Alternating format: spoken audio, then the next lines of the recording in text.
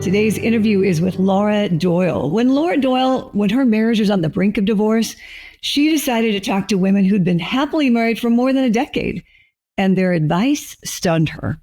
From it, she distilled women-centric practices that ended her frustration and resentment, restoring the playfulness and passion in her own marriage.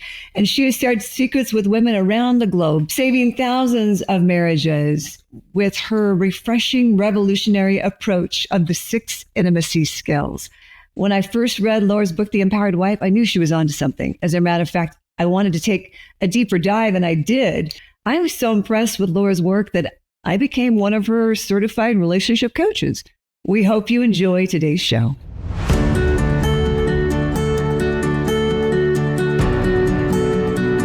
Welcome to Stronger Marriage Connection. I'm Dr. Liz Hale, and my colleague and friend, Dr. Dave Schramm, and I dedicated our life's work to bringing you the best we have in valid marital research, along with a few skills and tools to help you create the marriage of your dreams.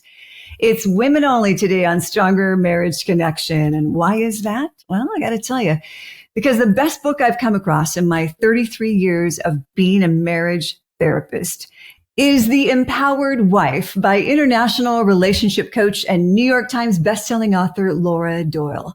But men, you're going to want to stay close. The Empowered Wife has been translated into 19 languages and is in 30 countries, if you can believe. And oh, did I mention that she has helped, only over 15,000 women fix their relationships? Well, not only do I request that every wife I work with read Laura's book, but I have shared The Empowered Wife with nieces, cousins, sisters, aunts, and friends who wanted to know more. From the get-go, I knew that Laura was onto something. I was so impressed with her insight that I took a deep dive into her training and became one of her certified coaches, and I'm still in the process of learning more.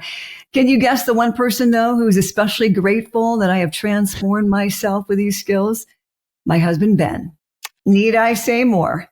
Laura Doyle, welcome to Stronger Marriage Connection. I am so honored to have this sacred time just with you. Oh, thank you so much, Liz. What a wonderful introduction. I'm so grateful for the opportunity to be here. Thanks for having me. Before we discuss your worldwide movement to help women bring back their marriages, often from the brink of divorce, just so that our friends and family can get to know you a little bit better, do you mind sharing a bit about your childhood backstory?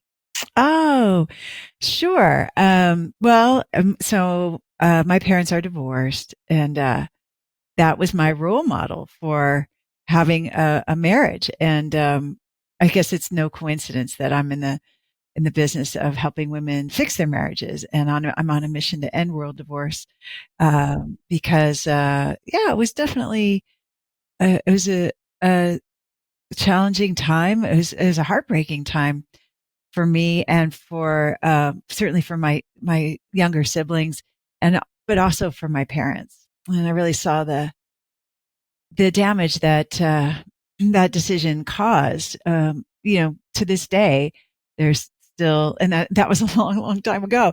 I still see some of the damage from that.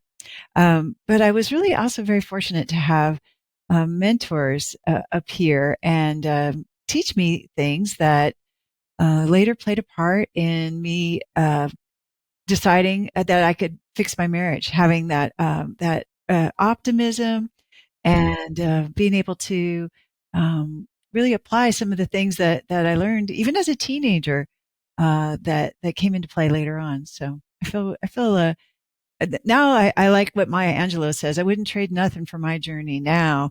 But certainly at the time there was some heartbreak. Nothing is ever wasted, Laura, is it? It seems like everything teaches us and refines us to become who we are in this very moment. Yeah. Wonderful. It's absolutely true. Yeah. Did you have a particular spiritual upbringing? And can I tell you why I ask? Is that your intimacy skills and your way of being is so attractive to many of us in various beliefs, backgrounds, and even religions. Just the safety you have created is beyond reproach. Oh, that's such a wonderful compliment. And it's true. We have attracted women of all faith.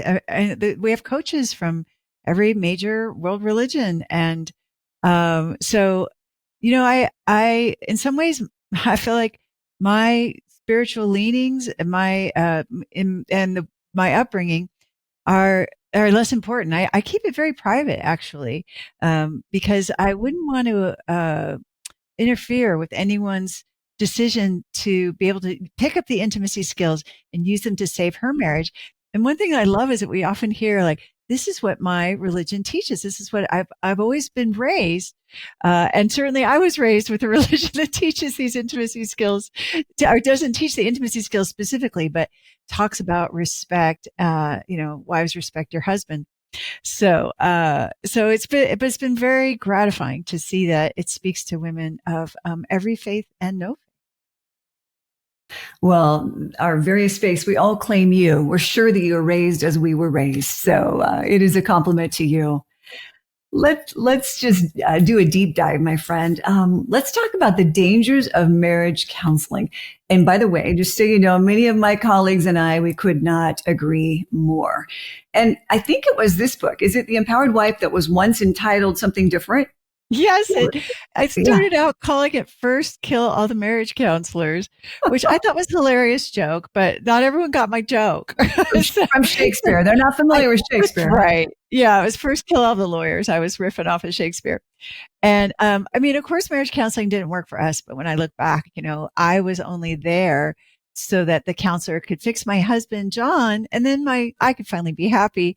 And I was really just hiding out. I was not there to look at myself. I wasn't there to improve. I was just going to be the dutiful wife who was supportive and listened while my husband tried to make all the changes that I thought he needed to do to fix his marriage. And I actually had a kind of an eye-opening experience where we ran into our marriage counselor outside of counseling, and I saw her interact with her husband, and it was not ideal. Let's just say it was not.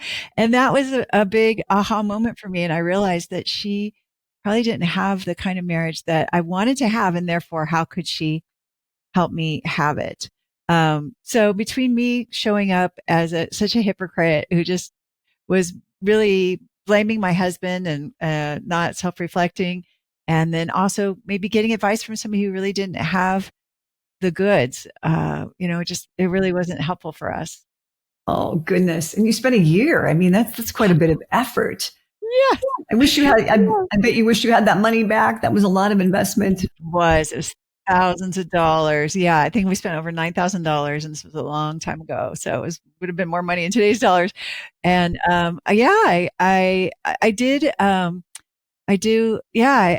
It only made things worse. I remember I was on the counselor's gray couch when I thought I have got to get divorced from my husband because he's never going to change. That was still my mindset. He's never going to change.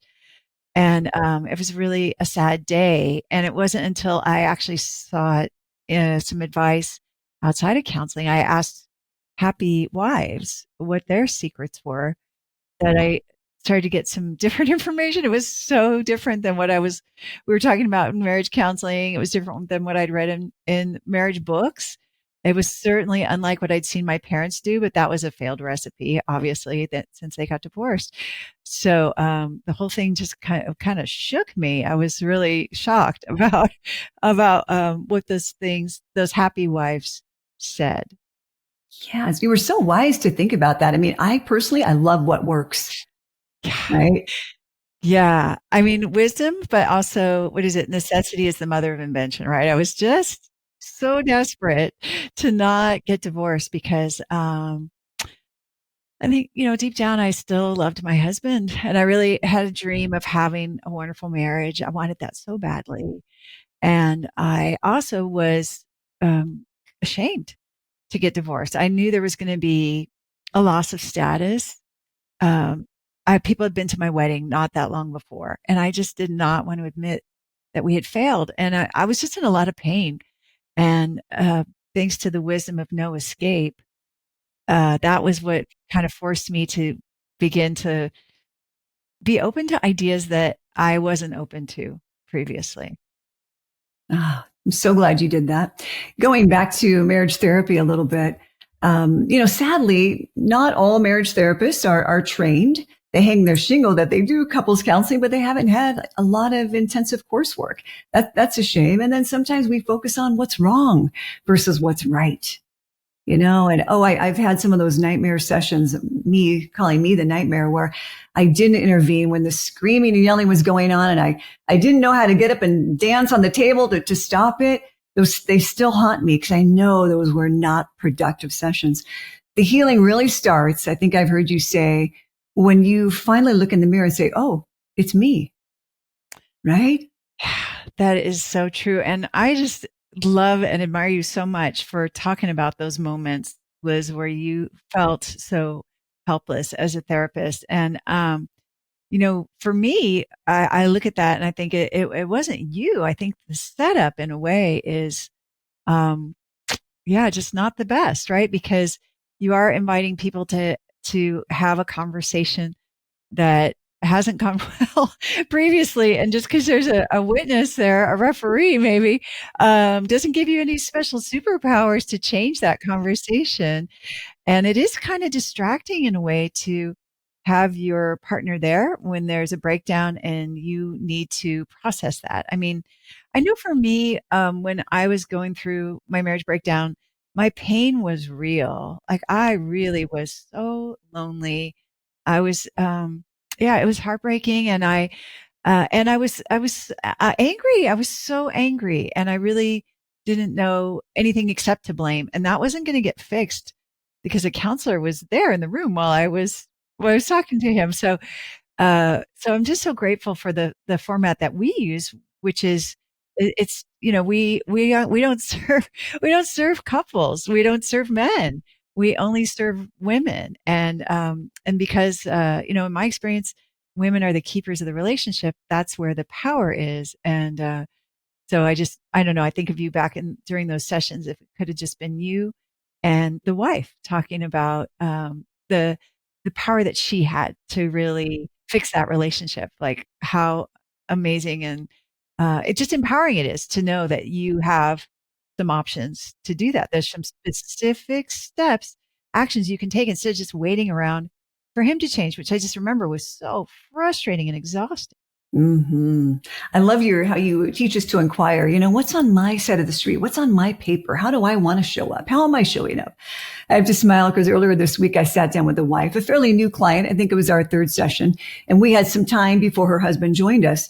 So I was asking her about her homework, which is The Empowered Wife. And she said, yeah, that's good. But have you read the book about men who are angry and controlling? She said, I'm pretty sure I'm married to Ted Bundy. And so I have my psychology hat on and also my coaching hat, relationships coaching hat. And then during the session, her husband joined us and he had a chance to share with his wife all the pain from their mini marriages, because they had started marriage and then they started to get a divorce, and then they reconnected and then filed for divorce again.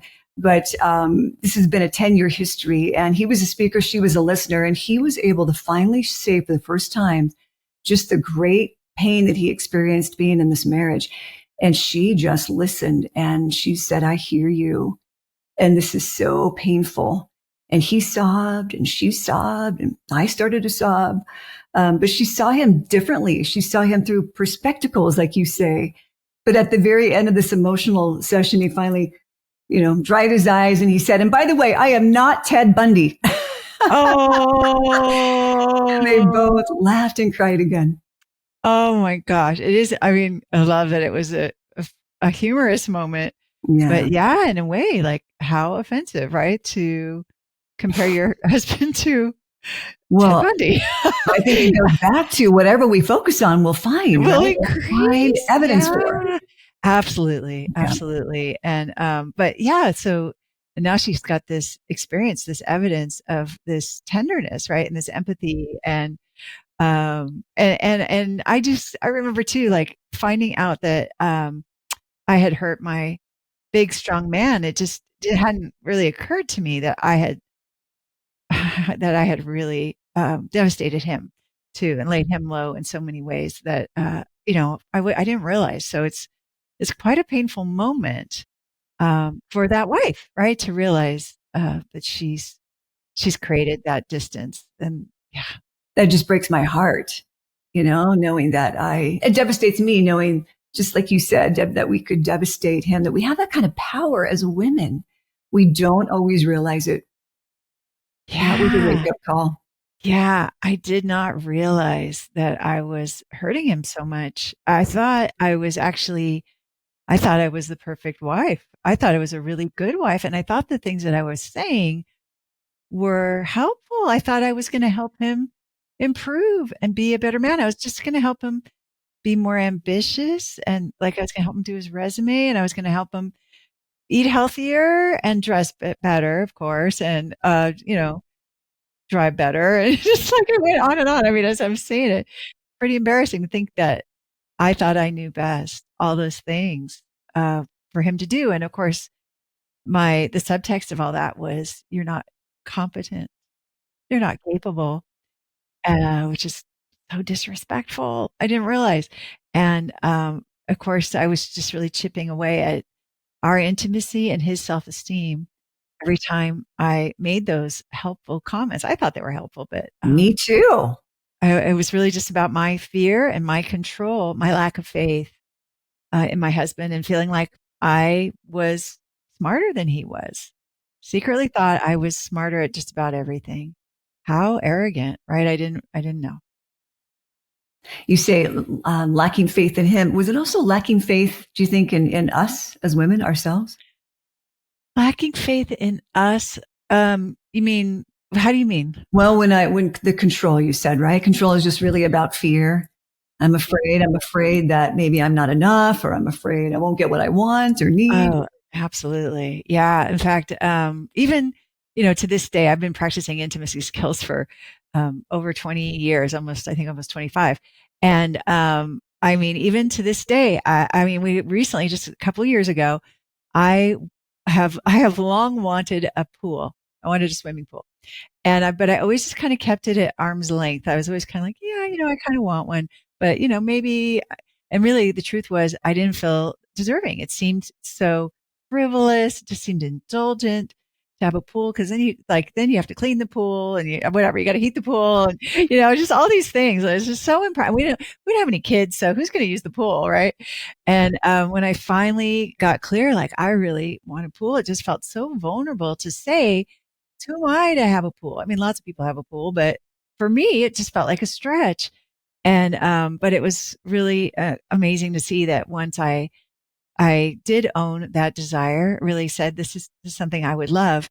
My husband moved heaven and earth, and we have a beautiful, I call it a backyard resort now as a result of me. But I had to get clear that I deserved, that I'm worth, and that felt pretty vulnerable and uncomfortable. I bet it did. And it is a beautiful resort. I have been there. I can attest to Yes, it. you have. Yes. Yes. And Thank you. congratulations on your 35th wedding anniversary. Is that last Thank month? you. Yeah, September 30th. Yes, we just celebrated. Yeah, it was glorious. It was so exciting to have a happy anniversary after 35 years. I mean, if I would have talked to my previous self, like years 7, 8, 9, 10, I don't think I thought we were going to make it, much less to celebrate and have it be so happy and playful and fun and passionate. Oh, that's So, wonderful. So thank thrilled for you. you. You say that we as women, we make some common mistakes, right? When we're trying to get our husband's attention and affection, especially. Do you mind going over some of those common mistakes we make and how we can correct those? Sure. Well, I know one that I was definitely making, and I'd heard this from experts. I'd read this several places. Was it when my husband was distant and just like not paying much attention to me? I read and I said, I have a grave concern, a deep concern about your lack of affection. I need more affection. You need to be more affectionate. And that just like didn't work at all. I think if anything, it was so painful because I remember I think I got like a dutiful kiss, like okay, or "Mwah, here's a kiss." And I remember it just totally drove it home. Like he did not want to be affectionate. And I didn't really want a hug or a kiss. I wanted him to desire me. I wanted him to want to be with me, to have deep conversations, to whisk me off into the bedroom, to make those bedroom eyes. And that was not happening. So just asking for affection, I've found is, it's just something I don't recommend. I never do it anymore. And thankfully I don't need to, because with the intimacy skills, I'm just some kind of irresistible magnet to my husband now. Like he will, he'll pull out his phone. He'll say, don't move. He pulls out his phone and he starts taking pictures of me like I'm a supermodel that he's been married to for 35 years. So it's a big difference to just have the skills that are really kind of going back to the things that attracted him to me in the first place. Beautiful. You also have, Laura, this change your husband skill. It's like a little secret sauce you have. I do. I learned about this from Lee Milter, who taught a class on it was called auto-suggesting back then, right? Which is, I call it the spouse fulfilling prophecy now. But anyway, in her class, she had this woman who realized she'd been repeating things to her husband that that didn't really serve her. She'd been saying to her husband, you have a terrible temper. You always lose your temper. So this woman left Lee Milter's class and she decided she was going to change her spouse fulfilling prophecy. She started saying, it's not like you to lose your temper. And so she went home, she waited for him to lose his temper. And then she said, it's not like you to lose your temper. She didn't have to wait very long for it even. And, then he looked at her kind of weird, like, what is happening here? And their 12-year-old son said, yes, it is, Mom. He always loses his temper, because he'd been hearing that all this time. So, but she thought, I've got nothing to lose. This is like, it's not fun for me when he loses his temper. So I'm just going to stick with this. And so she kept saying it to him. And then they went out to dinner one time, not long after that. And the service was really slow. And he started to like blow his top. He was like, I have a good mind to call the manager over here and let him know how long we've been waiting, because this is ridiculous. And then he stopped himself and he looked at her and he goes, it's not like me to lose my temper, is it? And she just nearly fell out of her chair onto the floor. And so I heard this story and I thought, I'm going to use this. And what I had been affirming to my husband unwittingly was that he didn't make enough money. So I started out saying like, hey, why don't you ask for a raise? Or why don't you try to get a better job? Let's make your resume. And I think you can make more. And of course, what he heard was, you don't make enough money. And that was exactly what I was conveying to him. And so, and I am such a powerful manifester, what I focus on really, and not just me, but all of us, he stopped making any money, because that's just how good I am. Right. So, and I was furious. I was seething with resentment that I was doing everything. I was doing all that cooking and the housework and just managing the bills. And I was making all the money and like, what do I even need him for? And so when I heard Lee Milter's story, I thought, I'm going to change this up. I'm going to say, you've always been a good provider. And just for fun, I'm going to start calling him Mr. Moneybags too. So that was my new spouse fulfilling prophecy to replace the old unwitting one. And around that time, my husband decided to start his own business, and he'd never had his own company before. But it was a video business, and my husband, that was in his wheelhouse. He's always been a video guy, and it was very successful. He was more successful than he'd ever been at his jobs. And then he would get his like big checks in the mail, and I would say, oh, look at Mr. Moneybags with his, get his big checks in the mail. And so I don't know, maybe it was coincidence, but I don't think so. What I focused on increased. And this is what we see again and again. So it's a powerful way to change my husband by changing what I focus on. Mm-hmm. Oh, that's beautiful. I remember when I first tried this with my husband, we had issues in the car. I don't know. Is that like other people? Do other couples have issues in the car? Is it just us? Yes. When he would drive and I would be the passenger, and, I would be very helpful, very instructive about, this is, you better slow down, and here comes a car and better turn here. And oh gosh, here comes a construction zone. So eventually I started the SFPs, tried to take my criticism and flipped it upside down. And I would say things like, you are so calm and cool behind the wheel. And first he looked at me and he laughed. He goes, that is so not true. You think I am a hothead behind the wheel. So I had some making up to do. He was right. I wasn't going to get away with just a some quick effort. I had to really show up consistently and prove to him that I really want to show up differently with you. But he catches me every time. We don't get away with anything, do we, with our husbands? No, they are so onto us. They know So exactly. onto us. Yep. And it's so scary to say a spouse fulfilling prophecy and have them call you out like that, right? Like that was a little terrifying probably in that moment, because then you feel like a fraud. He was right. It was new. It was not very consistent, but since then, it's, driving Miss Daisy, I think about that. He calls it driving Miss Lizzie. I just sit back and I enjoy the view and I write a text or two, play with his hair, listen to the music. So it's very different. It's very different. Being relaxed in the car. And so you're choosing your faith in the car, choosing to trust him and just using the time to relax and text him, being playful, being the girl of fun and light. It is very different. Thank you. I love it. I love it. That's awesome. We'll be right back after this brief message.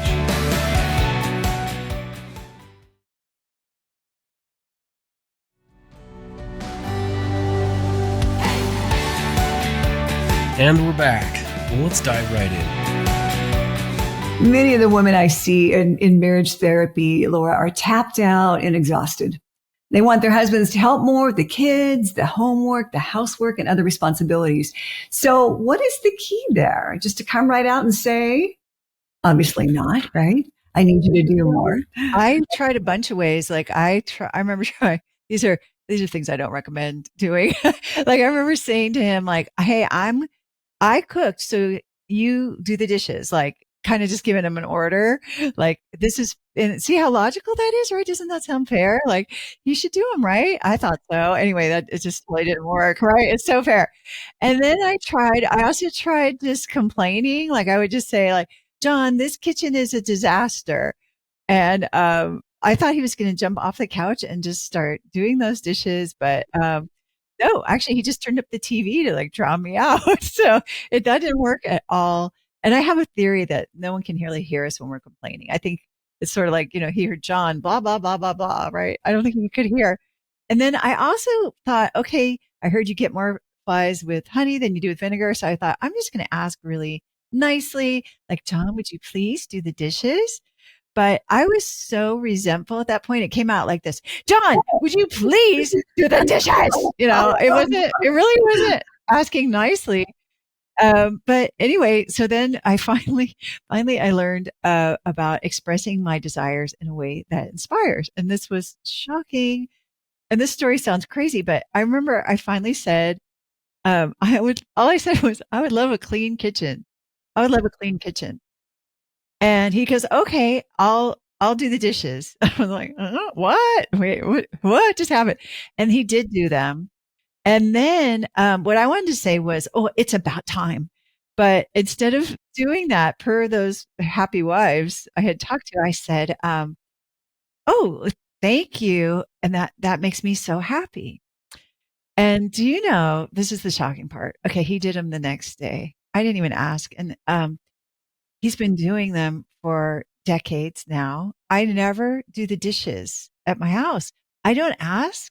Just this morning, I was saying like, wow, this kitchen is ridiculously clean. It's just ridiculous. I draw the line at it, like the sink being so clean. And he just smiled and, he loves it. He knows he's making his wife happy.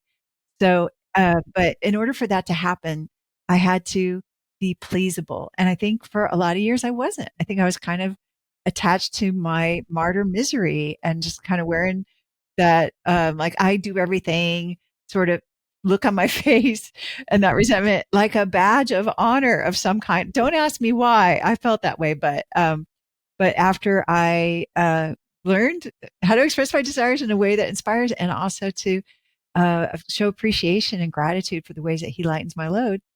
Boy, what a difference. I feel like I have a different husband. Wow. Isn't that something? That whole martyr thing or anger thing, it's common, isn't it? It seems like among us as women. Or is it just you and me? I mean, it might just be us, Liz. I'm okay. Not sure. It's you and me. But I do talk to a lot of other women that say the same thing, that they kind of fell into feeling like they had to do everything. They knew best how to raise the children, and they knew best how to clean the house, and they also had jobs. And I do think it's a common temptation, a pitfall that we can fall into especially if we haven't seen a different kind of role model, where she understood her worth as a woman and a wife, and understood that her husband just wanted to be her hero, like by doing the dishes every day, for example. I just remember early on in marriage, I would wake up like one eye open, right? And I'd think, okay, now what did Ben do yesterday? Like almost like double down. I don't want him to get away with anything, right? Because we got to set the standard here. I mean, I'm just so embarrassed to admit that. And so he would kind of give it back to me. He goes, well, you're always mad, and now after the skills and changing some things about myself, Laura, now he says, and now you're just mad about me, aren't you? You're just mad about me. So it's just very, very different. It's very sweet, but I'm embarrassed to say, it's like, where did that come from? And I did have some insight before I got married. We married later in life. And I just remember thinking, there's a part of me that is rather controlling. I like things my way. I'm pretty judgmental, I think. I've been alone a long time. And I thought, this is going to catch me. This is going to catch me off guard one day. And sure enough, it did, which I just think this has just been the great self-improvement journey. Right. I'm so grateful for marriage and for these skills. So I can't thank you enough, Laura. Oh, thanks, Liz. That's so great to hear. I love hearing him say, you're just mad about me now, because what a transformation, right? Like I was mad, you were mad. And I think back in those days, I just felt so justified. Like, of course I'm mad. Look at what I put up with. Look at all the ways you are not showing up. Like, of course I'm mad. Felt so justified. And so I know it just takes a lot of courage and so much humility to change that around to where instead of him saying you're so mad, he says you're just mad about me, aren't you? Like, it says sounds playful. That's the kind of marriage everybody wants to have. And you've created that. And I just give you all the credit for creating that tenderness, using your superpowers that you have now to ride in a car in a relaxed way as a trusting passenger. Things are as good as I can stand. It's very true. You say there's an aphrodisiac for men, and that it's free, it works fast, and it's very effective. Now that our friends and family are on their edge of their seat, right? What is that secret, please? What's the aphrodisiac? I did not know about this aphrodisiac, and that it's free and it works fast. It's like, gosh, I wish I'd known, right? I used to just stand with my hands on my hips. I remember, again, he'd be watching TV and I would say, we haven't had any physical intimacy for like 2 weeks. And the average couple does it like every, one or twice a week, 2.5 times per week. I would tell them that's what the average is. And we haven't done it for 2 weeks. So I really think we should do it. And I just thought he was going to just sweep me into the bedroom. And that just never happened. Again, he just like go back to the TV, like he kind of humor me for a minute. And then he was like back to the TV. So the best aphrodisiac on the planet for men, get this, it's respect. It's respect. I had no idea, but this is what will make you an irresistible magnet. And it really worked for us too. And of course I was so disrespectful in so many ways. Like even once my husband started that video business, I would try to tell him how to run that business sometimes, because I somehow thought I was really smart about running a video business, which I have never done, or I don't know anything about it. But so I remember, and it was this magical phrase that I learned that really started to turn things around. And I remember one time we were out to dinner. He'd taken me out to a really nice restaurant, like on Saturday night, where this place was just hop and the waiters are flying back and forth and there's people in the bar and they're laughing and having a good time. And we were having this great conversation and he's talking about work. And I made a comment that really the subtext of it didn't sound like it on the surface, but underneath it was like me telling him which customers should get preferential treatment and which ones shouldn't. And then all of a sudden it just felt like the music stopped and he got this look on his face and like the people in the bar stopped laughing and the waiter stopped, like the whole thing went silent. And I was like, oh no, we were just having a good time. And I wasn't really ready to be accountable yet. But I thought, something just went wrong here. And I knew about respect this time. I knew about the intimacy skills. So I said, instead of being accountable, I just said, was that disrespectful? What I said, was I just disrespectful? And he went, yes. Like, yeah, you were disrespectful. And I was like, oh. And so I kind of caught up. And then I pulled out my little magical phrase that felt like sandpaper coming out of my mouth the first time. But now it just feels like honey coming out of my mouth. I said, I apologize for being disrespectful when I told you which customers you should give preferential treatment to. I go, I don't really know anything about that. And you do such a good job running your company. And all of a sudden, like, whew, our good time was back. Like, he relaxed, the look on his face was back to feeling, friendly and comfortable. The waiters start, the music starts, the people are laughing in the bar. Our good time is back.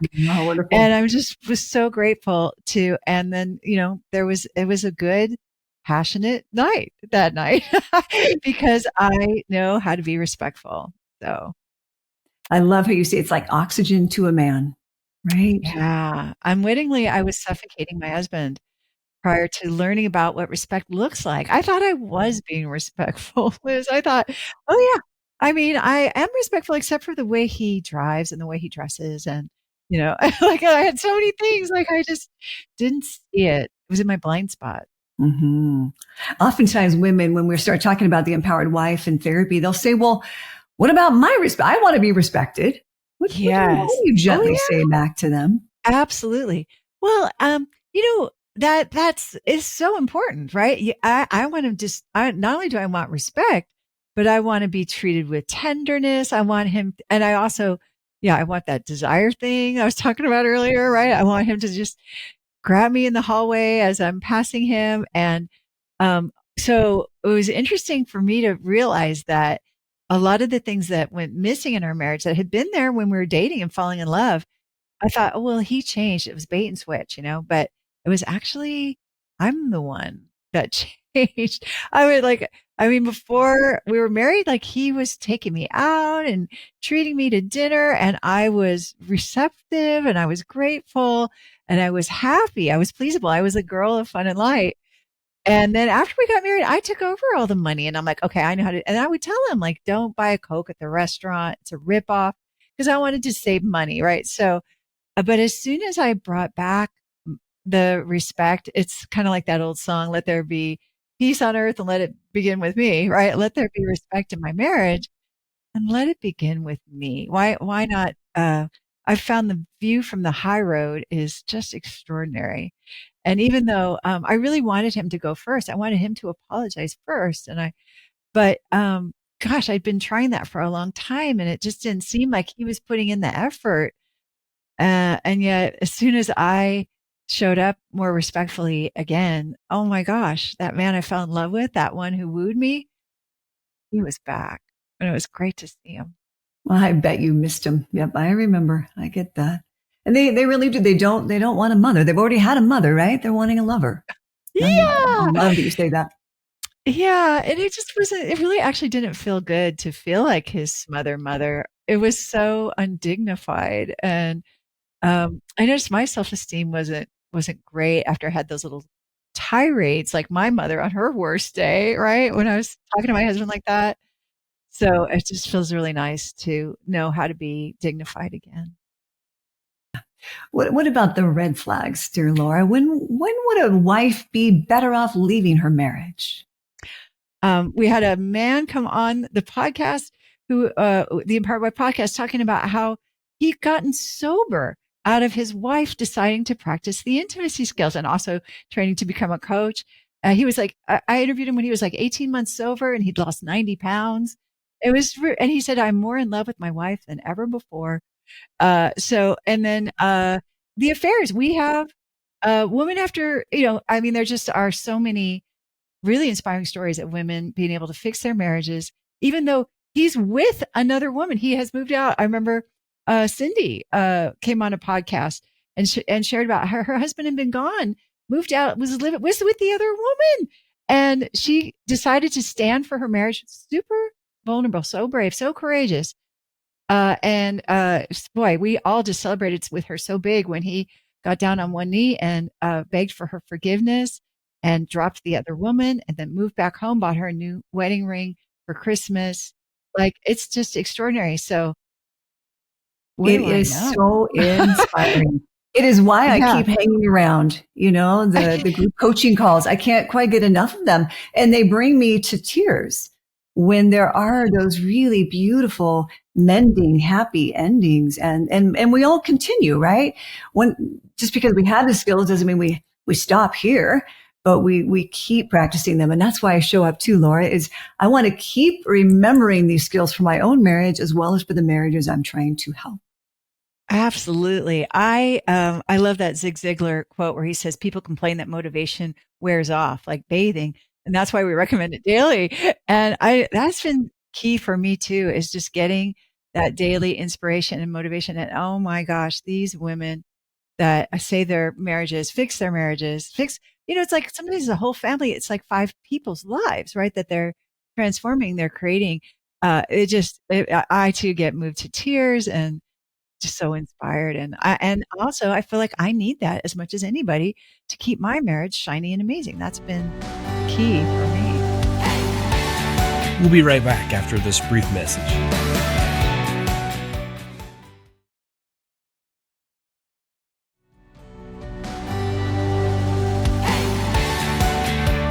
And we're back. Well, let's dive right in. I love how you give ownership, accountability to every client. In other words, you know best, right? You'll say to women, "I trust you. You know what's best for you," because isn't that the truth? That I don't know what's best for someone, but she does.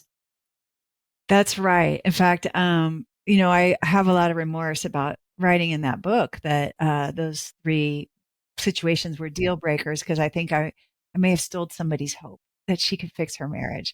And yesterday, a woman was sharing about how she heard an expert say that you can either have a husband who's really romantic and affectionate, or you can have one who's a good provider and really ambitious, but you can't have both.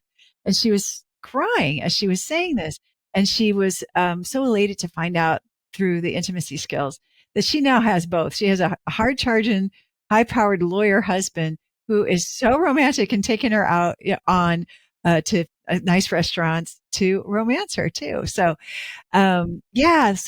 everyone is the expert on her own life. And, I'm just, and these women have become like my gurus. I feel like, oh, I want what they're having when I get to hear these incredible stories. Mm-hmm.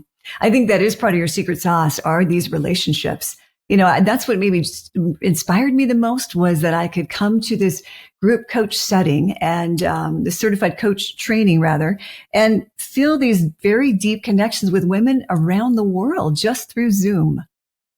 Yeah. It's been such a gift to my life.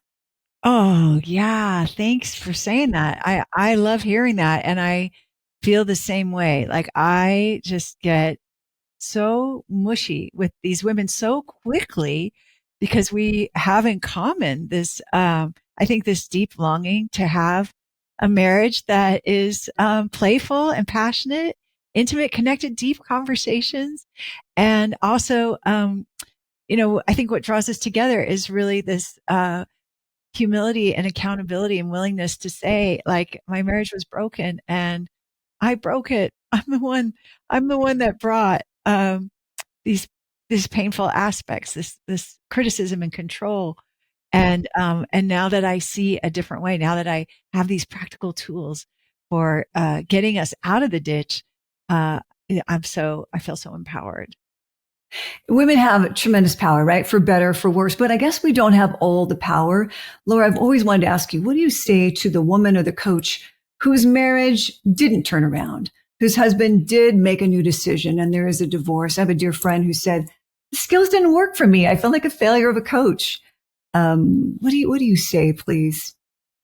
I think the intimacy skills are like philosophies. They are principles, right? That are really impactful, and it's just surprising to see how far you can get with them.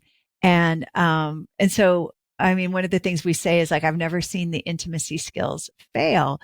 for a woman who practices them. And I think that is true because what we see is, and I started out, all I wanted was to fix my husband, right? This was why I was going to practice the intimacy skills. And the big surprise was, the shocker was, the intimacy skills were for me. They changed my heart. Me practicing self-care, taking responsibility for my own happiness, me practicing gratitude, expressing gratitude 3 times a day for my husband changed my heart, softened my heart. Me relinquishing inappropriate control, choosing my faith over my fear. These were things that they changed my heart. And this is what we see again and again with women who train on the intimacy skills. They say, I don't know if it's going to save my marriage, but it's saving me. And it saved me. It saved me. And, it's incredible for fixing marriages, for saving marriages. And it's almost like, in some ways, like when women say, well, it didn't work for me, I almost want to say like, not yet. It didn't necessarily, right? Because we've had women, get completely divorced. And there was a woman on the podcast and she said, and he proposed again. I fixed my marriage after it was already done. It had ended. And then also the other thought I have is like, I hate to see any woman, just try to do it on her own. They can be a little tricky to do the intimacy skills by yourself. So you definitely want to get a coach, because there's things in our blind spot, right? And for any woman who like is a coach, who's trained at the highest level and says like, it still hasn't fixed my relationship. I just want to say, yeah, not yet, but I'm always standing for that. I am always standing for every woman to get what I consider her birthright, which is to feel desired and cherished and adored every day, to feel special, to be taken care of. And so, yeah, I just feel like I never really see it fail. I've never seen it fail to create a transformation in that woman. And then everyone around her responds to her. Yeah. Women differently, are so powerful. Better. Right. We change the tone of our home and family and society, don't we? We are that powerful. Yeah. That's right. Phenomenal to remember that. It's humbling, very humbling, right? Yeah. Oh, it's very humbling. It's very humbling. Yeah, absolutely. Were you going to say something else? I was just going to share. I couldn't resist sharing this story about a woman who came through coach training actually, after she had decided to end her marriage. And she was coming into coach training because a friend of hers was a coach and they were walking together every day. And she decided she really wanted the intimacy skills to practice with her daughter. So she was estranged from her teenage daughter and she wanted that relationship back. And then she came on the podcast and talked. It's such a moving story about how she reestablished that connection with her teenage daughter, who just went back to just wanting her mom around her. Like they became friends. And then, but now she has actually decided she has issued an apology for being disrespectful to her ex-husband, the father of her daughter. And she never saw herself going there. She wasn't trying to rekindle that relationship. She had moved on. It was her decision to end that relationship. So anyway, you just really never know what's going to come of practicing the intimacy skills. Like keep your seatbelt on, you'd be fairly warned, says I, about what could happen. It is magnetizing. It does magnetize not just our husbands, but other people. Yes. You're really right about that. How important is it to a man that his wife be happy? Oh my gosh. Well, I was very surprised to learn this, but I've asked thousands of men how important it is to them that their wife is happy, or even their girlfriend. And they have all given the same answer. They say, oh, it's the most important thing. Or they say, oh, it's everything. And then in the UK, they say it's imperative. So no matter where you are, what language you're in, this is what we've seen. And yet I didn't think so. I didn't think my husband cared about my happiness at all, because I was telling him what he should do to make me happy, and he wasn't doing any of it. I thought I was. But actually I wasn't. I was just complaining. And men can't hear us when we complain. They don't know what's going to make us happy. And it's really incumbent on us to know our desires. And once we can say what we would love, that's when they get the chance to move heaven and earth to give it to us. And it's so gratifying, so thrilling to feel adored at that level when they know what we desire and can make us happy. They want to be our heroes. They all have hero genes. You can trigger those hero genes if you know how.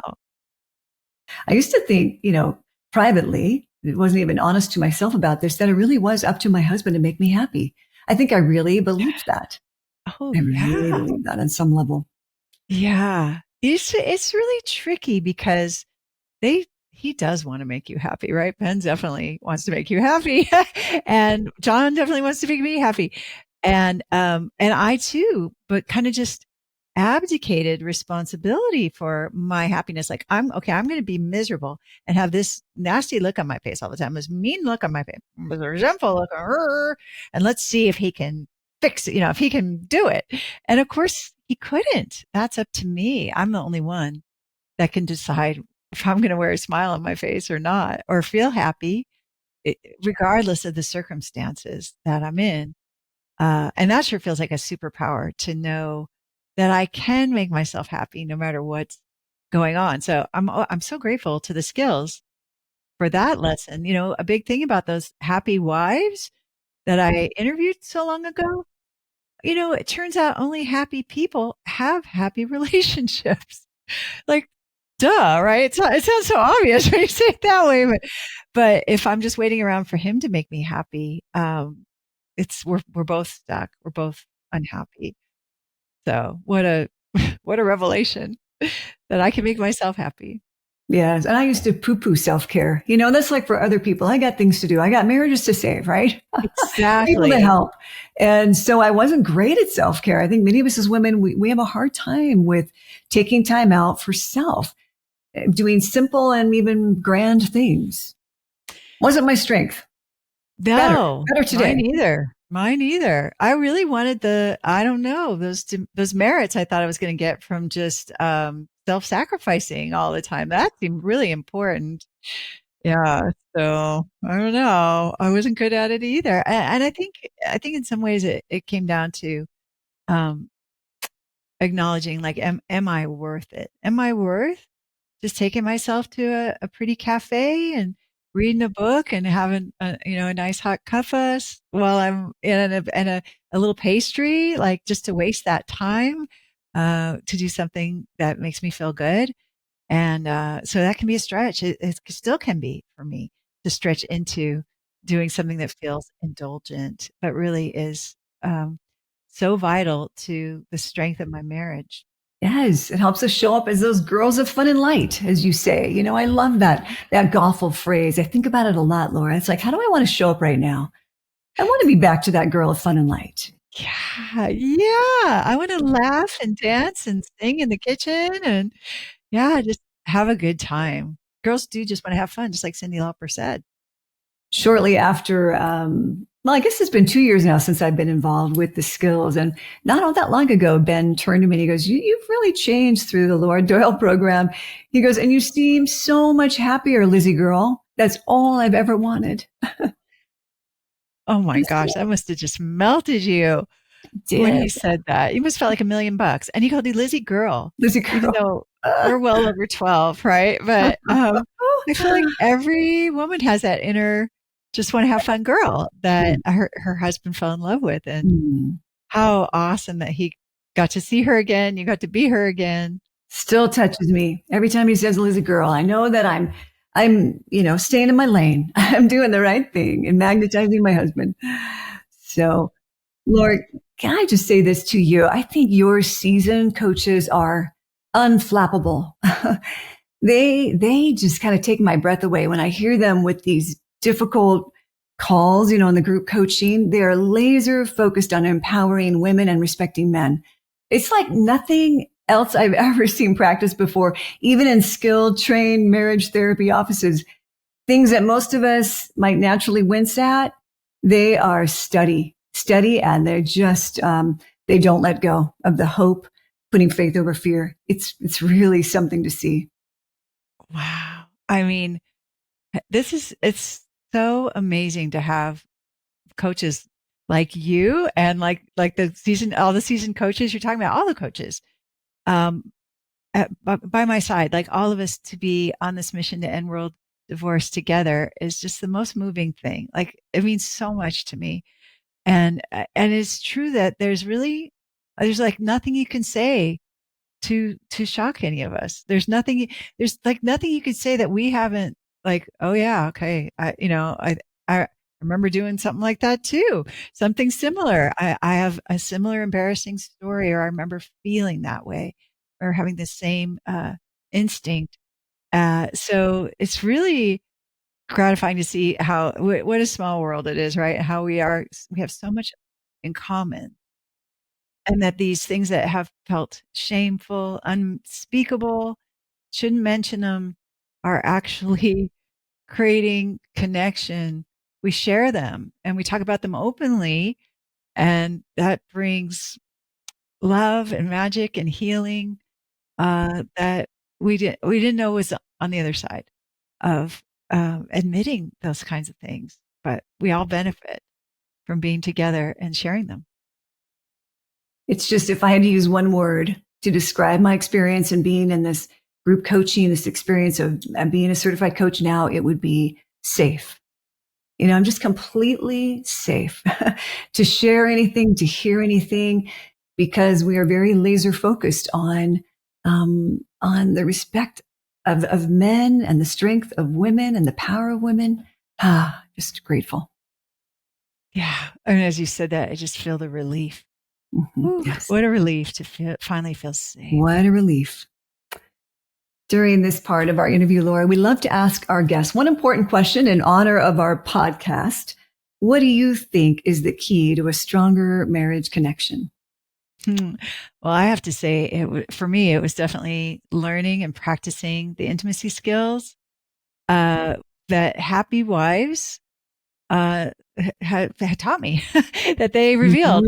That, and who would think that happy wives would know what actually works, right? But getting those 6 skills in my hands and being able to practice them along with like-minded women who are equally committed to having a great marriage, has made my marriage dreamy. And so that is the biggest thing for me, is just getting your hands on those 6 intimacy skills, getting to practice. Wonderful. And what about to the good men listening in today? There's many good men here. And how can they approach their wife about, I don't know, possibly reading your book without hurting the intimacy? What's your advice to them? What can they say and do? It is a dangerous topic, right? Because I just know for me, I don't think I would have been very open. If someone had handed me my own book before I wrote it and said, "Oh, you need to read this," especially my husband, I might have thrown it, back at them and been like, absolutely not. I'm not doing this. So it is a ginger conversation. You have to approach it gingerly. But I just know, for me, that that wife has a lot of power. If you can find a way to acknowledge her and affirm her for being a dedicated wife, a wife who cares deeply about their marriage and their family, and say, I know you're always interested in learning and growing in this area. And I heard this interview and I was really intrigued. I wanted to know what you thought about it. Instead of like, you really need to do this. That might create an opening where she create curiosity instead of a criticism. That's beautiful. I've also heard you say, and maybe if there's a book you want me to read, I'll be open to that, right? I thought that was so fair. Yeah. Really so inviting. I think that's very kind, right? Just to make that suggestion. Yeah. Because I know that was my secret fantasy when my marriage was really struggling. Like, if he would just read this book, then he would know, and then that would fix things. So yeah, it's not a bad thing to offer that. And in this case, that's the truth. Women can really change their marriages. So good for you. Where can our friends and family here on Stronger Marriage Connection find you, Laura? Well, we have something pretty fun going on right now. We actually have a free Adored Wife Roadmap, which covers an overview of the intimacy skills, and also talks about the 3 mistakes women make trying to get their husband's attention and affection and what to do instead. You can get that for free at lauradoyle.org. Thank you for that gift. Well, I am just unspeakably grateful to you, Laura. This opportunity to learn from you has been the best self-improvement journey of my life, quite honestly. My marriage became my mirror. I saw how I was showing up based on the reflection I was getting back. And I will be so grateful. That is so courageous and humble and endearing of you to say that. Thank you so much. I'm so grateful. It's true. Your mission is to end world divorce, and you are a relationship coach after my own heart. So, thank you. Yeah, I love you, Laura. Thank you again for being here. I love you too. Thank you. Thank you so much. That is all for this segment of Stronger Marriage Connection. Let's do this again sometime, shall we? Maybe next week. And how about with our very own Dr. Dave Schramm, who I have missed. Take good care of yourselves and each other. And remember, it's the small and simple changes that create a stronger marriage connection. Bye-bye now. Thanks for joining us today. Hey, do us a favor and take a second to subscribe to our podcast and the Utah Marriage Commission YouTube channel at Utah Marriage Commission, where you can watch this and every episode of the show. Be sure to smash the like button, leave a comment, and share this episode with a friend. You can also follow and interact with us on Instagram at Stronger Marriage Life and Facebook at Stronger Marriage. So be sure to share with us which topics you loved or which guests we should have on the show next. If you want even more resources to improve your marriage or relationship connection, visit strongermarriage.org, where you'll find free workshops, e-courses, in-depth webinars, relationship surveys, and more. Each episode of Stronger Marriage Connection is hosted and sponsored by the Utah Marriage Commission at Utah State University. And finally, a big thanks to our producer, Rex Polanis, and the team at Utah State University, and you, our audience. You make this show possible. The opinions, findings, conclusions, and recommendations expressed in this podcast do not necessarily reflect the views of the Utah Marriage Commission.